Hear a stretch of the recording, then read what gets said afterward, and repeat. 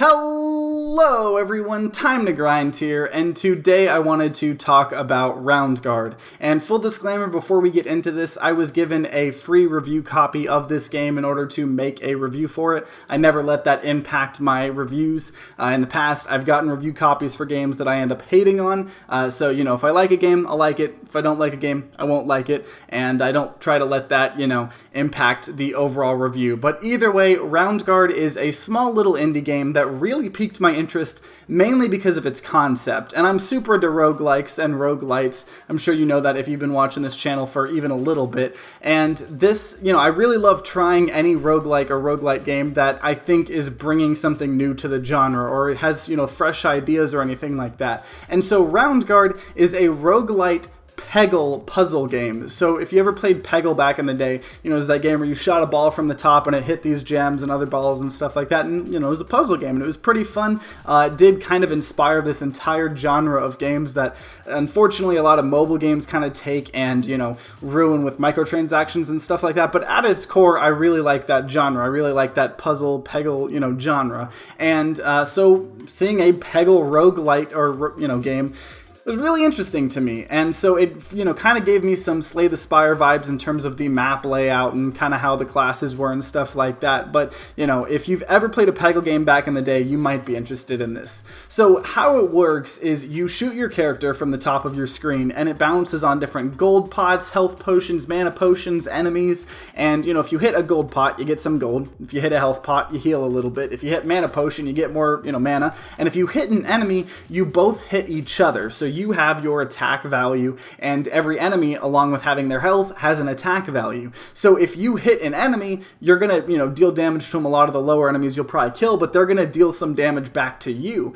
And on top of that, there's skills that you can find, and every class starts with their own skill, and you can use your mana on it. And so the warrior, I think his default one is he does this spinning thing that allows him to kind of hit enemies without actually directly hitting them, and he can go through a couple things. The rogues starting one is they can do double jumps, so you can kind of actually get into more crevices that you would want to. And then the wizard, their starting is you have these kind of like things crawling on the sides of the wall, and if you use your ability, wherever you are, there's like electric like electric shock that comes from both sides that hit everything in the way. So everyone kind of has their own play styles and stuff like that, but you have a way to attack enemies if you have the mana for it, besides just smacking them in the face. And so because of that, it's a roguelite game, so you can constantly find new loot, whether it's different weapons, armor, items, new abilities, and on top of that, everything you find kind of has multiple levels and multiple rarities. So you could find a dagger that's like a level 1, but then you could find the same dagger, but it's level 2, and maybe it's like a rare version of it, so it has kind of like an ability modifier on it. And I think that's pretty cool, because, say in games like Binding of Isaac or whatever, some items are just inherently better than others, and that's the case in any game. But if you have kind of different rarities and levels of these weapons, well, you might have a level 2 of a really good weapon and a level like 4 of a not so great weapon, and that ends up actually being good because it's a higher level and has some better stats. So it kind of gives some opportunities to make certain items that might not be the best actually good in depending on what situation you're in. And so there's really cool combos you can kind of do in this game. So I think my favorite one so far was I was playing the rogue, and I had kind of like what you would call a poison stealth, like ranged attack build. And so what it was is I had a skill, first of all, that I could just go kind of stealth, and I could go through things, and if I went through an enemy, it would poison them, and that way I could kind of deal some damage if I needed to without just directly smacking my face on the enemies. And then I had a bunch of items on me that every time I used a skill, I threw like daggers out, and then I had a ranged shot, and I had like a cloak that made my ranged attacks deal like twice as much damage. So, overall I was trying to do as much range damage as I could, except I also had that kind of stealth poison thing if I needed to. And it's really cool to kind of see the combos you can go, it's like a rogue. It kind of reminds me of Slay the Spire with the synergies you can get with certain, cards and items and stuff like that. Definitely feels that way, except you're not deck building. You're, getting your 2 skills and then your items and stuff like that. Kind of more just like Binding of Isaac in terms of like the items and progression and stuff like that in that. And overall, the fact that you take damage every time you hit something kind of makes it really interesting, because it's a Peggle puzzle game. You know, you're not just trying to kill all the enemies as fast as possible. It's kind of a puzzle game, so you might not have enough health to hit an enemy, and obviously you have to kill all the enemies before you can clear, you know, to the next floor. And so if you don't have enough health, well, crap, maybe you need to try to hit that health potion over there so you can get enough health to actually hit enemies. Or maybe you're not going to have enough health to, you know, face plant enemies and there's no more health potions. Well, maybe you need to get mana potions to then use some of your abilities if you have ones that can damage enemies, and go that way. So it's constantly, especially when you get further and further and further and you're fighting like these bosses and elites and, you know, just harder enemies, you really have to start thinking about what you're trying to do versus just trying to hit everything in the face as fast as possible. On top of that, all of the gold you find in the gold pots, they increase your chances of finding these trinkets every now and then, and I think at the end of your run, when you end up dying, there's like a spin the wheel, and depending on how much gold you have, you open up more chances to find these trinkets and have, you know, better opportunities to find better trinkets. And as far as I know, they help your future run. So say you get a really good trinket, then it will help your run, you know, your next run. And I think that's pretty cool. It's kind of doing something like Slay the Spire, where if you get it to the first boss, you know, you have like a starting, you know, kind of bonus at the next round. Well, in this, if you do really, really good, you have a better chance of finding a really, really good trinket that, you know, helps you more than just like a normal trinket would. At least that's how I think that part works. It's kind of not explained the best. And the only really big complaint I have with the game is the art style, and it's kind of what was putting me off to begin with.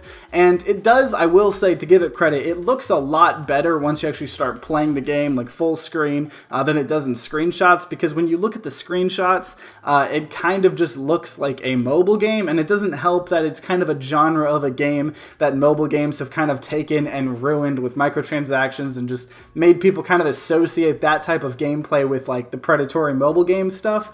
And it's really unfortunate, because overall it's not actually that bad. Once you start playing, it does kind of have this cartoony like play like theme to it. So it's like this whole game is like a play going on with, you know, play things. You know, I wouldn't say puppets, but, you know, kind of just like cardboard, or, you know, kind of that type of theme. And like Battle Block Theater, except it's more of like a rough cartoon version of it. And so, you know, overall, I think if this game was like, say, pixel art or some quirky, you know, art style, it would be a lot more popular, especially just with roguelikes and roguelites in general. Those type of indie games, having a really cool art style is super important. And I don't think this art style is very bad. I just think it's very off-putting to a lot of people. I mean, that was my first hang-up, honestly, with the game when I first saw it. And then, you know, the more I looked into it, I was like, okay, you know, maybe that doesn't actually look that bad. And then when I played it, it wasn't bad at all. Just, I think, you know, if it was like this pixel art, I think it would probably be a little bit more popular. So overall, I mean, you know, Roundguard is very fun and interesting, especially if you're into roguelikes and then, you know, kind of this Peggle puzzle type thing. I think it's a very niche genre, but if it is something that you're interested in, I think you're going to really, really, really like this game. The only thing is the game is $20 right now, which is a little steep for, I think, this type of game. But, you know, I think it would be worth it if you know you're into this game. I think most people buying this game are going to be happy with it because they know the type of game they're getting and they know they like that kind of stuff. But overall, if you have played this game or just, you know, from seeing, you know, gameplay of it, I would love to know your thoughts on it in the comments down below. I love talking with all you guys. I try to answer almost every single comment. I do read every comment. I really appreciate all you guys that are, you know, watching and commenting and stuff like that. And on top of that, you know, I know this review is coming out when both Doom and Animal Crossing are coming out, and, you know, that is because I wanted to get this review out before those games came out, so I would have enough time to just dedicate all my time. My goal is to, at first, play Doom. Gonna just try to beat it as fast as possible, maybe play a little bit of Animal Crossing in between, get a Doom review out for you guys, and then get an Animal Crossing review out for you guys as well. Might take a couple days after this, you know, video comes out, just because that's a lot of video games to play, but, you know, we are kind of in a pandemic situation. I am, you know, currently isolated in my house. You know, I'm working from home, which is nice. Because that also, if you are interested in the podcast, you know, Media Crash, we have the first 2 episodes out. A third episode was supposed to come out at this day as of recording this video. It is getting delayed a couple of days just because we're kind of figuring out the whole how we're doing this remotely, because we're not going to go into a studio when all of this is going on. We're all trying to be responsible adults. So, you know, don't worry about us. We are trying to be responsible, but it just might delay that happening. But we'll get reviews out sooner for Doom and Animal Crossing. So kind of little, you know, channel update also, just so you guys know what to expect in the next couple of days on this channel. And if you enjoyed this video, then consider leaving a like down below and subscribing to see more content. New videos come out about twice a week. And if you guys are having a great day today, I hope you continue having a great day. If you guys aren't having a great day, I hope you guys start having a great day. But either way, guys, I hope you guys have a great rest of the day. See you guys next time.